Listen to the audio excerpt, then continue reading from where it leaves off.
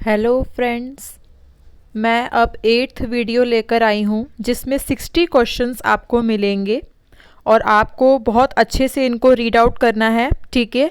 और मैं एक बात कहना चाहती हूँ कि आपको बुक भी साथ में रीड ज़रूर करनी है।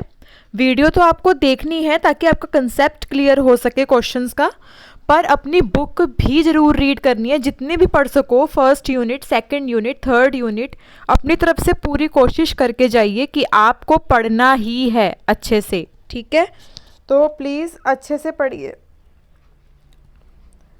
ये है कि मैं थोड़ा सा लेट हो गई वीडियो डालने में, है ना, क्योंकि मेरी थोड़ी तबीयत ठीक नहीं थी, तो इसलिए मैंने यहाँ पर अब ये 8th वीडियो बनाई है जिसमें 60 क्वेश्चंस आपको मिलेंगे। अब मैं स्टार्ट करने जा रही हूँ ज़्यादा टाइम ना लेते हुए। ठीक है।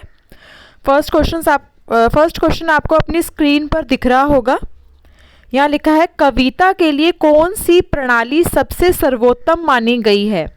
कविता के लिए, ठीक है ना, कविता होती है ना छोटी सी, वो उसके लिए सबसे सर्वोत्तम कौन सी है। अभिनय प्रणाली, गीत प्रणाली, व्याख्या प्रणाली। तो आपको टिक लगाना है व्याख्या प्रणाली पर। ठीक है। कविता के लिए सबसे बेस्ट जो सर्वोत्तम मानी गई है प्रणाली, जो इस टाइम चल रही है स्कूलों में, क्लासेस में, वो है व्याख्या प्रणाली। ठीक है फ्रेंड्स, चलिए थर्ड ऑप्शन इज करेक्ट। आगे चलते हैं। छोटी कक्षाओं के लिए वह कौन से दो प्रणाली है जो कविता के लिए बहुत उपयोगी मानी गई है। छोटी कक्षाओं के लिए, ठीक है, वो कौन सी दो प्रणाली है जो कविता का क्वेश्चन है और बहुत उपयोगी मानी गई है। सेकंड ऑप्शन आपका करेक्ट है। जो सबसे बेस्ट मानी गई है वो गीत प्रणाली है, वह अभिनय प्रणाली है। फर्स्ट ऑप्शन रॉन्ग है। अर्थबोध प्रणाली और व्याख्या प्रणाली नहीं है इसमें। गीत प्रणाली सबसे बेस्ट मानी गई है और अभिनय प्रणाली, ठीक है, जिससे क्या होता है, बच्चों को इंटरेस्ट आता है कविता को पढ़ते हुए। ठीक है, आगे बढ़ते हैं। Second option is correct. व्याख्या प्रणाली के 3 उपभेद कौन कौन से हैं। ऑप्शंस पढ़ रही हूँ मैं। व्यास प्रणाली, कला प्रणाली, भाव प्रणाली, ध्रुव प्रणाली, अभिनय प्रणाली, श्रोता प्रणाली, व्यास प्रणाली, तुलना प्रणाली, समीक्षा प्रणाली। तो थर्ड ऑप्शन इज करेक्ट है। व्याख्या प्रणाली के 3 उपभेद जो है ना, आप याद कर लो यहाँ से। व्यास प्रणाली है, तुलना प्रणाली है, समीक्षा प्रणाली है। ठीक है, इसको आपको याद करना है बहुत अच्छे से। आगे चलते हैं। ठीक है, थर्ड ऑप्शन इज करेक्ट। आगे चलते हैं। कविता में ऐसी कौन सी प्रणाली है जिसे दोषपूर्ण माना गया है। ठीक है, कविता में ऐसी कौन सी प्रणाली जिसे दोषपूर्ण माना गया है, मतलब उसका दोष निकाला गया है। तो अर्थबोध प्रणाली जो है उसको दोषपूर्ण माना गया है। ठीक है, अर्थबोध प्रणाली को दोषपूर्ण माना गया है। First option is correct. आगे बढ़ते हैं। किसने गीत प्रणाली के आधार पर बच्चों के लिए अनेक गीतों की रचना की थी। किसने गीत प्रणाली के आधार पर बच्चों के लिए अनेक गीतों की रचना की थी। तो सेकंड इज करेक्ट, फ्रोबेल ने। फ्रोबेल ने। Okay, second option is correct. आगे बढ़ते हैं। क्या अभिनय प्रणाली में अभिनय सामूहिक और वैयक्तिक हो सकता है। क्या अभिनय प्रणाली में अभिनय सामूहिक और वैयक्तिक हो सकता है। तो सेकंड ऑप्शन करेक्ट है, हाँ जी हो सकता है। ठीक है, आगे बढ़ते हैं।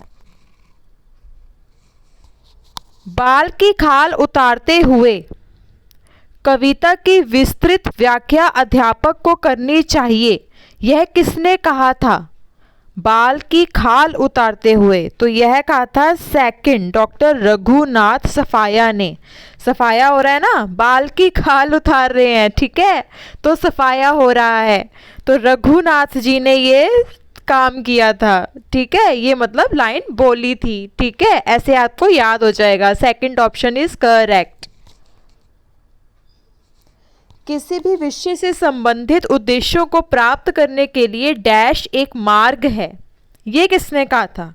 अगर आपको उद्देश्यों को प्राप्त करना है तो कौन है जो मार्ग है आपका, सबसे पहले जो आता है वो पाठ्यक्रम है।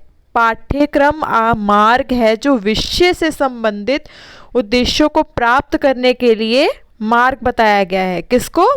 पाठ्यक्रम को। और पाठ्यक्रम को दौड़ का मैदान भी बोलते हैं। जो आपकी पाठ्यचर्या है उसको दौड़ का मैदान भी बोलते हैं। ठीक है, तो यहाँ पर third option is correct. Dash में पाठ्यचर्या का बहुत अधिक महत्व है। पाठ्यचर्या का बहुत अधिक महत्व है। थर्ड ऑप्शन करेक्ट है। शिक्षण प्रक्रिया में, आपके शिक्षण प्रोसेस में पाठ्यचर्या का सबसे ज़्यादा महत्व है। लक्ष्यों में इतना नहीं है, पुस्तक में इतना नहीं है जितना शिक्षण प्रक्रिया में है। आगे बढ़ते हैं। कौन निश्चित करता है कि क्या पढ़ाना है? अधिगम निश्चित करता है या पाठ्यचर्या निश्चित करती है? तो याद कर लो इसको, ये क्वेश्चन पुटअप हो सकता है। पाठ्यचर्या निश्चित करती है कि क्या पढ़ाना है। ठीक है, ओके, आगे चलते हैं। पाठ्यक्रम में वे समस्त अनुभव निहित हैं जिनको विद्यालय द्वारा शिक्षा के उद्देश्य की प्राप्ति के लिए उपयोग में लाया जाता है। यह किसने कहा है?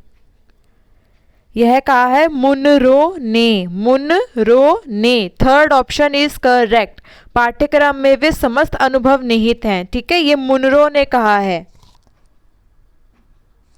आगे है नेक्स्ट क्वेश्चन। सामाजिक परिवर्तन और सामाजिक नियंत्रण के लिए कौन प्रभावी यंत्र है? सामाजिक परिवर्तन होता है, सामाजिक नियंत्रण भी होता है, तो उसके लिए सबसे बेस्ट प्रभावी यंत्र कौन सा है? पुस्तक है, पेन है, शिक्षा है? तो शिक्षा अगर आप अच्छे से कर लोगे तो सामाजिक परिवर्तन भी हो जाएगा और सामाजिक नियंत्रण भी हो जाएगा। सिर्फ पुस्तक से काम नहीं चलता कि परिवर्तन हो जाएगा और नियंत्रण, पूरी शिक्षा पढ़नी पड़ती है। ठीक है, तब जाके आप सामाजिक परिवर्तन और सामाजिक नियंत्रण कर पाते हो। तो इसके लिए सबसे प्रभावी यंत्र है शिक्षा। Third option is correct. आगे है सीखने संबंधित सभी प्रकार के अनुभवों का समावेश किसके अंतर्गत किया जाता है? तो सेकंड ऑप्शन इज करेक्ट। पाठ्यक्रम से ही किया जाता है सीखने संबंधित सभी प्रकार के अनुभवों का समावेश, विकास में नहीं, पाठ्यक्रम में। ठीक है, पाठ्यक्रम से होता है ये सब। आगे चलते हैं। पढ़ने व पढ़ाने योग्य कौन है? पाठ्यक्रम, अध्यापक, पाठ्य पुस्तक? तो थर्ड ऑप्शन इज करेक्ट। पढ़ने, हम खुद पढ़ भी सकते हैं और किसी दूसरे को उससे पढ़ा भी सकते हैं। तो किससे पढ़ा सकते हैं? पाठ्य पुस्तक से आप अच्छे से पढ़ा सकते हो। Third option is correct. आगे बढ़ते हैं। किसका प्रयोग शिक्षक अपने कक्ष के अंदर शिक्षण अधिगम प्रक्रिया के उचित क्रियान्वयन के लिए करता है? शिक्षक है, शिक्षक मतलब अध्यापक, वो कक्ष के अंदर जाता है, तो अब उसको ये शिक्षण अधिगम का प्रक्रिया को चलाना है, तो वो किसको पकड़ेगा यार? पाठ्य पुस्तक को पकड़ेगा ना। Third option is correct. पाठ्यक्रम का नहीं है, सामग्री का नहीं है, पाठ्य पुस्तक का है। पाठ्य पुस्तक, थर्ड ऑप्शन इज करेक्ट। पाठ्य पुस्तक से ही तो शिक्षण अधिगम करवाएगा। ठीक है, आगे है पाठ्य पुस्तक कक्ष के प्रयोग के लिए निर्धारित की गई पुस्तक है। निर्धारित की हुई है, बस इसको अच्छे से।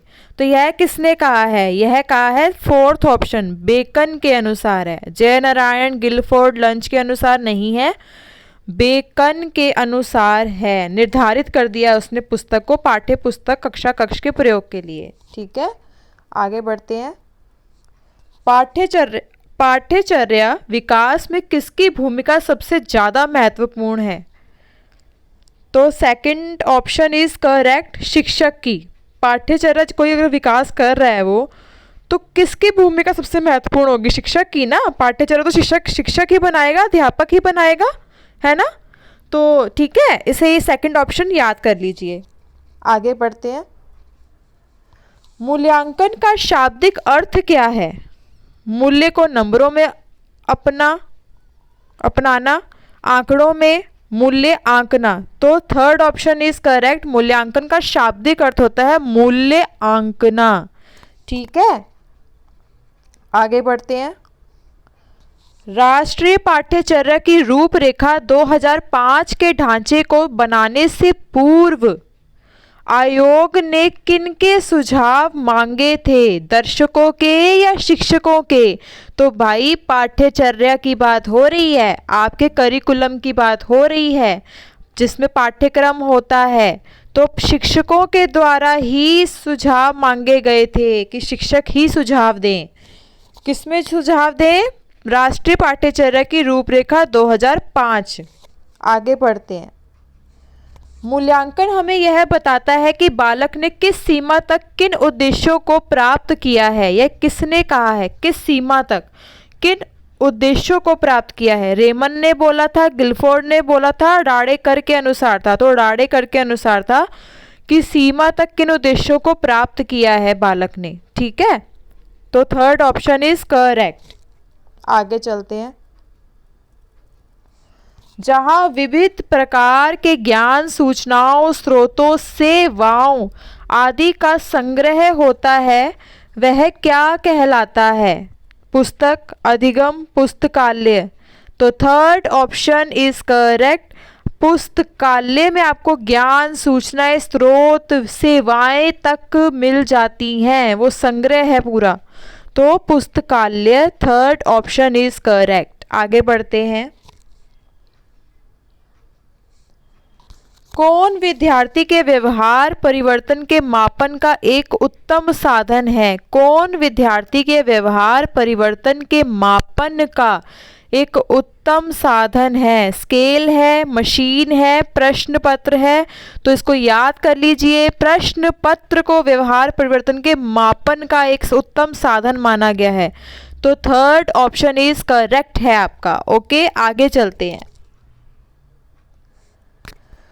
कौन ज्ञान अर्जन परीक्षण और उपलब्धि परीक्षण आदि नामों से जाना जाता है? आपका प्रश्न पत्र या अधिगम? तो फर्स्ट ऑप्शन इज करेक्ट है। ज्ञान अर्जन परीक्षण होता है, उपलब्धि परीक्षण होता है, तो प्रश्न पत्र इस मतलब नाम से जाने जाते हैं ये। ठीक है, आगे क्वेश्चन है। किसे नवीन प्रकार की परीक्षा कहा जाता है? किसे नवीन, जो अभी नई नई प्रकार की परीक्षा है, वो है सेकंड ऑप्शन, वस्तुनिष्ठ परीक्षण। याद कर लो, नवीन प्रकार की परीक्षा कौन सी है? वस्तुनिष्ठ परीक्षण है। मौखिक परीक्षा नहीं है, निबंधात्मक नहीं है। Second option is correct. किस परीक्षा का आविष्कार मूल रूप से निबंधात्मक परीक्षाओं के दोषों को दूर करने के उद्देश्य से किया गया है? तो फर्स्ट ऑप्शन है वस्तुनिष्ठ परीक्षण, लघु उत्तरीय परीक्षण। तो आपका फर्स्ट ऑप्शन करेक्ट है, वस्तुनिष्ठ परीक्षण। इसका जो निर्माण किया गया है वो निबंधात्मक, जो हम निबंध लिखते हैं ना, उसमें जो दोष होते हैं उसे दूर करने के लिए किया गया है इसका प्रयोग। और अभी भी हमारा वस्तुनिष्ठ परीक्षण ही होने वाला है, MCQ। ठीक है, वस्तुनिष्ठ परीक्षण। हिंदी भाषा के मूल्यांकन या परीक्षण के कुछ तरीके बताइए। मौखिक परीक्षा, वस्तुनिष्ठ परीक्षा, लघु उत्तरीय परीक्षण, निबंधात्मक परीक्षण। देखिए, ये याद कर लीजिए, इसमें कोई आपका ऑप्शन नहीं है, ये मैंने आपके लिए याद करने के लिए इसको यहाँ पर प्रस्तुत किया है। तो हिंदी भाषा के मूल्यांकन या परीक्षण के लिए जो तरीके हैं वो क्या है? एक तो मौखिक है, एक वस्तुनिष्ठ भी है, एक लघु उत्तरीय भी है, एक निबंधात्मक भी है। ये आपको मैंने देखे नीचे लिखा हुआ है, याद कर लीजिए अच्छी तरह से। ठीक है, हिंदी भाषा के मूल्यांकन या कह सकते हो परीक्षण के तरीके। आगे बढ़ते हैं। किस शताब्दी में हिंदी की स्वीकार्यता बढ़ी है? 19वीं शताब्दी में, 20वीं शताब्दी में, 21वीं शताब्दी में? तो आपका जो ऑप्शन करेक्ट है वो थर्ड है। हिंदी की स्वीकार्यता 21वीं शताब्दी में आकर बढ़ी है। ठीक है, आगे बढ़ते हैं। थर्ड ऑप्शन करेक्ट है। Next question. किस आयोग ने पाठ्य पुस्तक सुधार के सुझाव दिए थे? कोठारी आयोग ने, माध्यमिक शिक्षा आयोग ने। तो सेकंड ऑप्शन आपका करेक्ट है, माध्यमिक शिक्षा आयोग ने। ठीक है, किस आयोग ने पाठ्य पुस्तक सुधार के सुझाव दिए थे? तो सेकंड ऑप्शन इज करेक्ट। लिखना सिखाने के लिए बालक को लकड़ी अथवा गत्ते से बने अक्षरों पर अंगुली फेरने को कहा जाता है। गत्ता है, लकड़ी है, ठीक है, लिखना सिखाना है अब, तो अक्षरों पर उंगली फेरने को कहा जाता है, वह कौन सी विधि है? वो है मोटेसरी विधि, प्रतिवर्ती विधि। तो आपको फर्स्ट ऑप्शन पर टिक लगाना है, जो गत्ते और लकड़ी के मतलब उसकी बात आए कि आपको अक्षर लिखने हैं, फेरने हैं उंगली से, तो मोटेश्वरी विधि याद कर लीजिए, मोटेसरी विधि। गत्ते जैसे मोटे भी होते हैं, है ना, लकड़ी भी मोटी होती है, तो ऐसे याद कर लो, मोटेसरी विधि है वो। ओके, आगे बढ़ते हैं, फर्स्ट ऑप्शन आपका करेक्ट है। आगे बढ़ते हैं, किस विधि में पहले वर्ण, फिर शब्द और अंत में वाक्य लिखना सिखाया जाता है? निगमन विधि में, आगमन विधि में, संश्लेषण विधि में। तो थर्ड ऑप्शन आपका करेक्ट है, संश्लेषण विधि में। संश्लेषण का क्या मतलब होता है कि अलग अलग चीज़ें बिखरी होती हैं, हम उनको इकट्ठा करके एक नवीन रूप दे देते हैं। तो अब यहाँ भी तो नवीन रूप दिया गया है, वर्ण है, फिर शब्द बनाया, फिर वाक्य बना दिया। ठीक है, एक पूरा इकट्ठा ग्रुप रेडी कर दिया वाक्य का। तो संश्लेषण विधि is correct, third option is correct. आगे बढ़ते हैं, कौन सी विधि लेखन, शिक्षण शब्द, वाक्य और वाक्य शब्द इन दो क्रमों में होती है? मनोवैज्ञानिक विधि, संश्लेषण विधि, विश्लेषण विधि। तो याद कर लो, थर्ड ऑप्शन करेक्ट है, विश्लेषण विधि। और यही विधि ना थोड़ी मुश्किल पड़ जाती है, इसकी जगह संश्लेषण विधि सबसे बेस्ट रहती है। ठीक है, तो ये वाक्य शब्द हैं, तो विश्लेषण विधि, थर्ड ऑप्शन इज करेक्ट। कौन सी विधि है जो वर्णमाला के अक्षर तथा शब्द आदि सिखाने की अपेक्षा, अक्षर भी ना सिखाना चाह रही वो और ना शब्द सिखाना चाह रही, अक्षर भी नहीं सिखाना चाह रही, शब्द भी नहीं, वो सीधा कह रहा है कि पूर्ण वाक्य बोलना तथा लिखना सिखाया जाता है? तो शास्त्रीय है या मनोवैज्ञानिक विधि है? तो सेकंड ऑप्शन इज करेक्ट है आपका, यहाँ पर मनोवैज्ञानिक विधि है। ये विधि क्या करती है, पूर्ण वाक्य को बोलना और लिखना सिखा देती है। ठीक है, आगे बढ़ते हैं, वह कौन सा साधन है जो छात्रों को स्वयं अभ्यास करने सीखने के लिए अवसर प्रदान करता है? छात्र अभ्यास भी कर सके और सीख भी सकें, तो है वो है आपका गृह कार्य। Second option is correct. यहाँ क्वेश्चन को ध्यान से समझना, छात्रों को स्वयं अभ्यास करना और सीखने के लिए अवसर प्रदान करना, तो गृह कार्य, सेकंड ऑप्शन इज करेक्ट। वह कौन सा लेखन है जिसमें लेख का सदा हुआ और बंधा हुआ होना जरूरी है? वो है आपका निबंध लेखन। आपको पता ही है, निबंध में पूरा अच्छे से बंधा होता है सब कुछ। तो थर्ड ऑप्शन आपका करेक्ट है, निबंध लेखन। इंद्रियों को प्रभावित करने के आधार पर काव्य के दो भेदों के नाम बताइए।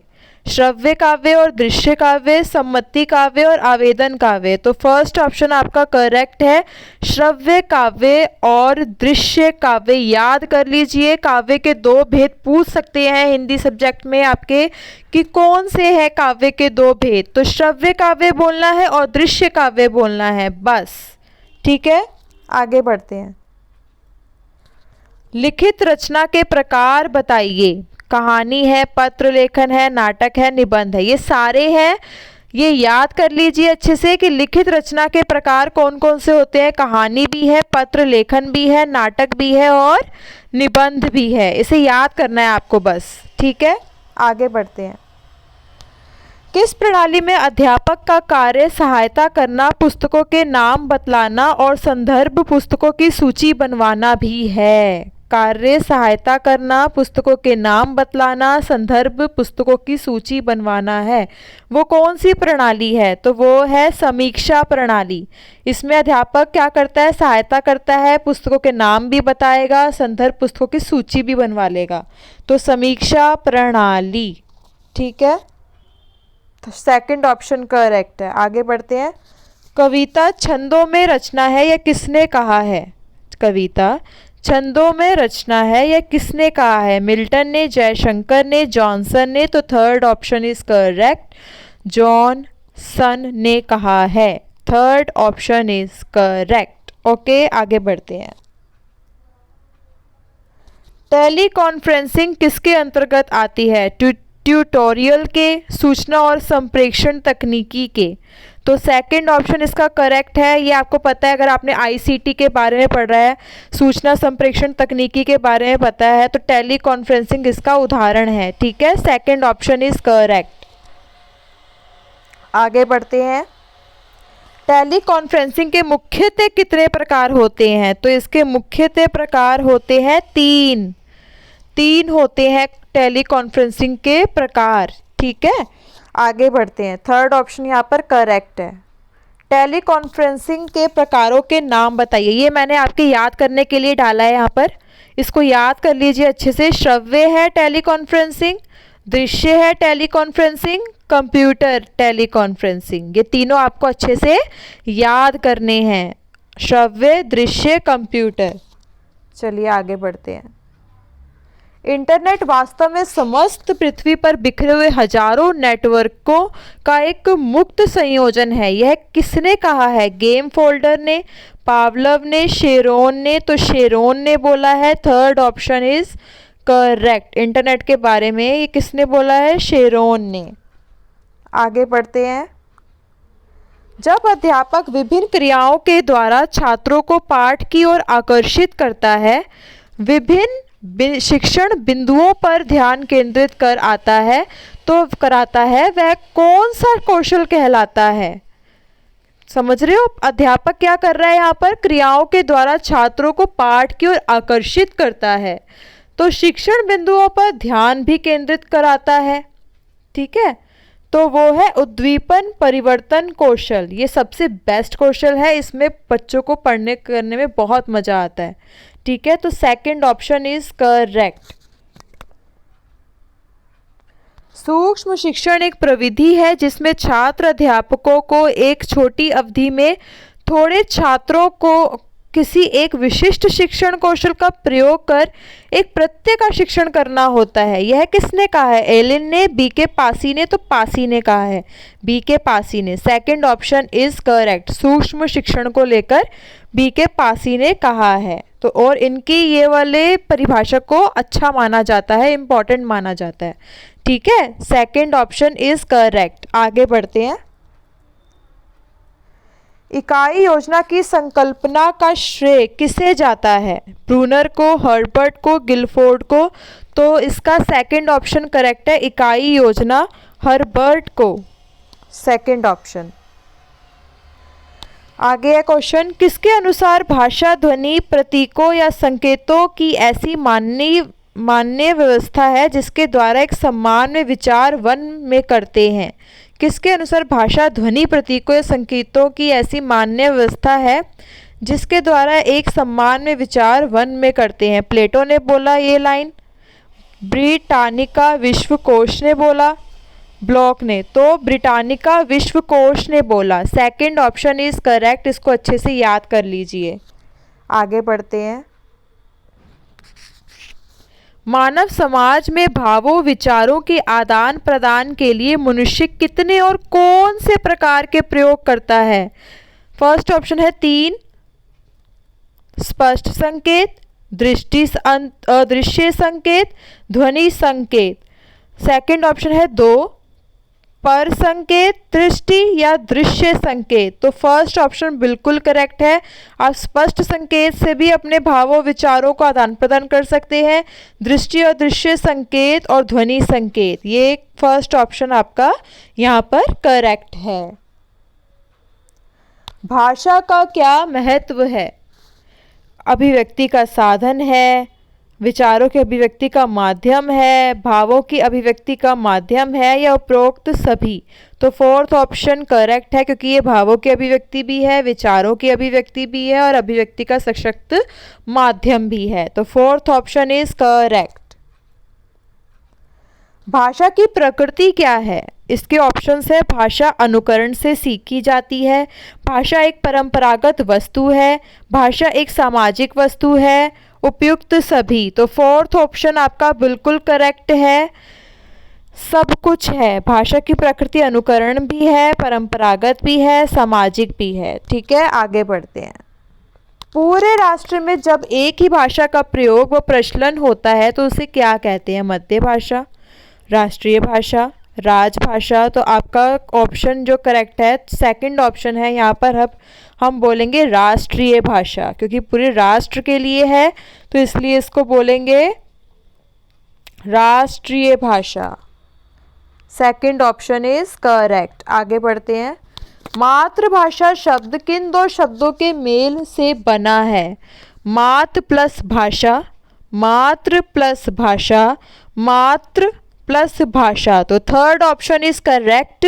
मातृ, नीचे र लगा हुआ है उसके पैर पे, तो मातृ प्लस भाषा। ठीक है। मातृभाषा से बालक में क्या विकास होता है? भावनात्मक विकास होता है, शारीरिक विकास होता है। ओ सॉरी, मैंने यहाँ भावनात्मक दोबारा लिख दिया है गलती से, और उपयुक्त सभी। तो ये सभी हैं। ठीक है, मातृभाषा से बालक में ये सब विकास होते हैं। आगे बढ़ते हैं। निम्नलिखित में से कौन सा मातृभाषा शब्द का सिद्धांत नहीं है? मातृभाषा शब्द का सिद्धांत नहीं है। फर्स्ट ऑप्शन है विद्यार्थी की रुचि का सिद्धांत, अभ्यास का सिद्धांत, अच्छे अंक लाने का सिद्धांत, जीवन से संबंध रखने का सिद्धांत। तो थर्ड ऑप्शन आपका यहाँ पर करेक्ट रहेगा। मातृभाषा शब्द का जो सिद्धांत नहीं है वो अच्छे अंक लाने के लिए नहीं है। हम मातृभाषा अच्छे अंक लाने के लिए नहीं सीख रहे हैं, हमारी रुचि अच्छी हो, अभ्यास अच्छा हो, जीवन से संबंध बना रहे, हम इसलिए सीख रहे हैं। तो सिद्धांत इन्होंने बोला है जो नहीं है, तो थर्ड ऑप्शन यहाँ पर करेक्ट है। आगे बढ़ते हैं नेक्स्ट क्वेश्चन पर। किस विद्या के शिक्षण के समय आप मौन पठन को महत्व देंगे? कौन सी विद्या है जो आप मौन पठन कर लेंगे अच्छे से? कविता, निबंध, एकांकी। तो सेकंड ऑप्शन यहाँ पर करेक्ट है। आप निबंध में मौन पठन आराम से कर सकते हैं, कविता में हम मौन पठन नहीं कर सकते क्योंकि ये थोड़े गानों की तरह होती है, गीत की तरह होती है, और एकांकी में भी हम नहीं कर सकते। तो सेकंड ऑप्शन यहाँ पर आपका बिल्कुल करेक्ट है। आगे बढ़ते हैं। भाषा शिक्षण की प्रक्रिया अत्यंत जटिल प्रक्रिया है, भाषा की कक्षा में ही संभव है, घर में संभव नहीं है, विभिन्न विषयों की कक्षाओं में भी संभव है। तो भाषा शिक्षण की प्रक्रिया फोर्थ ऑप्शन करेक्ट है आपका, विभिन्न विषयों की कक्षाओं में भी संभव है। ठीक है, विभिन्न विषयों की कक्षाओं में भी संभव है। आगे नेक्स्ट क्वेश्चन। कविता शिक्षण में आप सर्वाधिक महत्व किसे देंगे? कविता में अलंकारों को देंगे, कविता का भाव विश्लेषण, कविता के तत्वों के आधार पर उसकी समीक्षा, कविता का भावपूर्ण पठन और रस अनुभूति। तो फोर्थ ऑप्शन आपका सबसे बेस्ट है, जिसमें हम सबसे ज़्यादा महत्व देंगे वो कविता का भावपूर्ण पठन है और रस अनुभूति।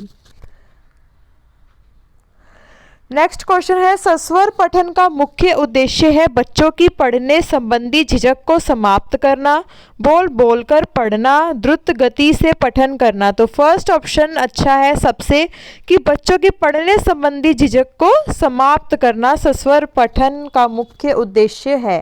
तो फर्स्ट ऑप्शन इज करेक्ट। आगे बढ़ते हैं। शिक्षक की स्वयं की भाषा प्रयोग की कुशलता बच्चों के भाषा प्रयोग पर कोई प्रभाव नहीं डालती, बच्चों को भाषा का अनुकरण के लिए बाध्य करती है, बच्चों के भाषा प्रयोग के लिए आदर्श रूप प्रस्तुत करती है। तो थर्ड ऑप्शन इज करेक्ट। बच्चों के भाषा प्रयोग के लिए आदर्श रूप प्रस्तुत करती है। ठीक है, बच्चों के भाषा प्रयोग के लिए आदर्श रूप प्रस्तुत करती है। आगे, भाषा सीखने सिखाने की प्रक्रिया में अर्थ गढ़ने का आधार मुख्यतः है पाठ्यपुस्तक, समाज, सांस्कृतिक परिवेश, शब्दकोश देखना। तो सेकंड ऑप्शन सबसे बेस्ट है। यहाँ अर्थ गढ़ने का आधार जो है वो समाज सांस्कृतिक परिवेश है। ठीक है, समाज सांस्कृतिक परिवेश है। नेक्स्ट क्वेश्चन आ गया आपकी स्क्रीन पर। भाषा सीखने सिखाने का उद्देश्य है, ऑप्शन है इसके, अपनी बात की पुष्टि के लिए तर्क देना, विभिन्न स्थितियों में भाषा का प्रभावी प्रयोग करना, अपनी बात कहना सीखना। तो सेकंड ऑप्शन सबसे बेस्ट है कि हम भाषा सीखने सिखाने का जो उद्देश्य है विभिन्न स्थितियों में भाषा का प्रभावी प्रयोग करना, ताकि हम उसका विभिन्न स्थितियों में अच्छे से प्रयोग कर सकें। बस ये लास्ट क्वेश्चन था फ्रेंड्स। 60 क्वेश्चंस मैंने रखे हैं आपके सामने और इसको अच्छे से याद कर लीजिए। ये 8th लास्ट वीडियो थी, ठीक है, हिंदी पेडागोजी सब्जेक्ट की, आपके बीएड फर्स्ट ईयर की ये लास्ट वीडियो थी हिंदी की। इसलिए मैंने 60 क्वेश्चंस अच्छे से रेडी किए हैं, इनको अच्छे से याद कर लीजिए, समझ लीजिए। ठीक है, आई होप सो आपका पेपर बेस्ट जाए और प्लीज़ अपना माइंड भी वहाँ पर पेपर में यूज़ कीजिएगा, क्योंकि एमसी क्वेश्चंस हैं वो कुछ भी घुमा फिरा के दे सकते हैं। तो अपना माइंड एकदम शार्प रखिएगा, ठीक है, उसके अर्थ को अच्छी तरह से समझने की कोशिश कीजिएगा। Okay friends, bye, all the very best.